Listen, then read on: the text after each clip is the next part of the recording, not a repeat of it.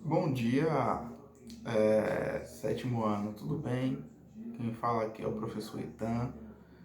Espero que esteja tudo bem com vocês. Vamos dar continuidade à, à aula que eu estava dando para vocês na semana passada, certo? Hoje a gente vai falar sobre a ocupação do Brasil. Como se deu a ocupação do território brasileiro, né? Como se deu as primeiras cidades, quando surgiram, como foram suas dificuldades, tudo isso a gente vai abordar hoje, certo? No passo a passo. Então, a ocupação do território brasileiro, logo quando os portugueses chegaram aqui, demorou um pouquinho. Por quê? Porque os portugueses queriam primeiro mapear as riquezas naturais e minerais que existiam aqui na sua descoberta. Sua descoberta era o Brasil. Então, eles começaram a trocar mercadoria com os índios, uma tática chamada de escambo. Escambo significa troca de mercadorias. Então, eles começaram a trocar mercadorias com os índios em forma de obter algum tipo de informação, certo? Sobre o relevo, sobre como é que eles viviam lá, enfim, certo? Vamos lá. Então os portugueses começaram a explorar a costa brasileira. A costa brasileira é a região litorânea, onde existem as praias, enfim. Desculpa. Então, houve a primeira invasão holandesa, houve a invasão francesa aqui no Brasil e os portugueses começaram a povoar o Brasil para assegurar a posse do Brasil, certo? Então começaram a vir portugueses da Europa para vir povoar o Brasil, certo? Logo depois veio os índios não, veio os escravos africanos, índios aqui já existiam, então começou uma miscigenação de raças aqui no Brasil. Começaram a se misturar a raça europeia, indígena e a raça africana, certo? Nesse meio termo aí começou-se maciçamente o povoamento da costa brasileira. Primeiro, através das capitanias hereditárias, que visavam garantir lucros para os portugueses e povoar também as terras. Foi o primeiro sistema de governo aqui no Brasil. O segundo sistema de governo foi os governos gerais, certo?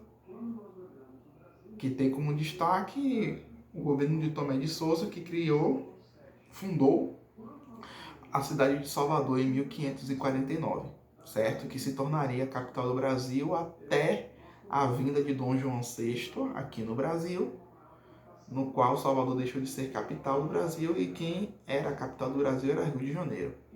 Então isso foi uma forma de ocupar o território e garantir a posse de Portugal, através das capitanias hereditárias e dos governos gerais, certo?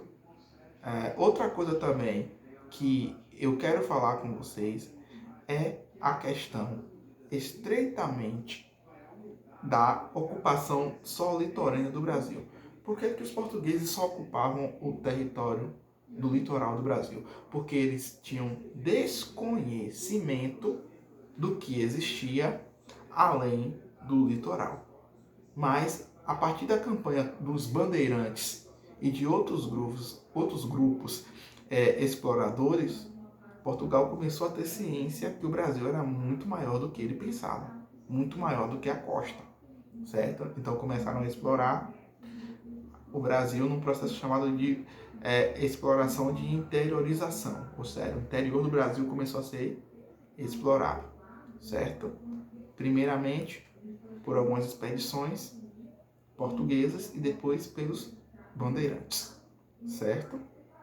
Então, no início do século XVII até perto do final do século XVII, os portugueses já tinham mais ou menos ciência de quanto era o território do Brasil. Por quê? Porque eles tiveram que fazer várias expedições para descobrir realmente até onde ia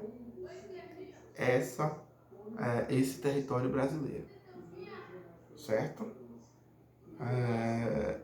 Hoje é o que eu tenho para falar com vocês. é essa questão da ocupação do território brasileiro, como se deu, que se deu a partir da, da colonização aqui dos portugueses. Primeiro foi a colônia de exploração e segundo a colônia de povoamento, certo? Nessa colônia de povoamento que começa a interiorização do país, certo? Na próxima aula falarei mais um pouco sobre esse assunto, certo? Continue se cuidando, continue em casa.